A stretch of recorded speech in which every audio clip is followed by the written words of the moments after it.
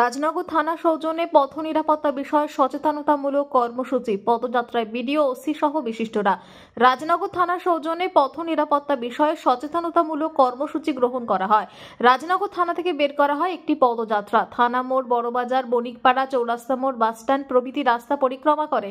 তাতে বামে ডান রাজনগর সমষ্টি উন্নয়ন আধিকারিক শুভাশিস চক্রবর্তী, রাজনগর থানার ওসি ইন্সপেক্টর তাপস দত্ত, রাজনগর পঞ্চায়েত সমিতির সহ সভাপতি পরিমল সাহা, অন্যান্য বিশিষ্টদের মধ্যে মোহাম্মদ শরীফ, শেখ নাজু, গফফর খান, প্রদীপ দে, আদিত্য সাহা, মানিক সেন, থানার অন্যান্য আধিকারিক, পুলিশ কর্মীবৃন্দ সহ নাগরিকদের একাংশ।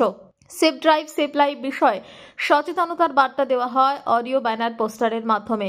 হেলমেট পরে গাড়ি চালানো সহ একাধিক বিষয়ে গাড়ি চালক ও সাধারণ মানুষকে সচেতন করা হয়। রাস্তায় পদযাত্রার সময় রাজনগর থানার ওসি, অন্যান্য আধিকারিক ও পুলিশ কর্মীরা দোকানের সামনে, রাস্তার পাশে যত্রতত্র রাখা বাইক, টোটো সহ গাড়ির মালিকদের এদিন নিয়ম মেনে গাড়িগুলি রাখার পরামর্শ দেন।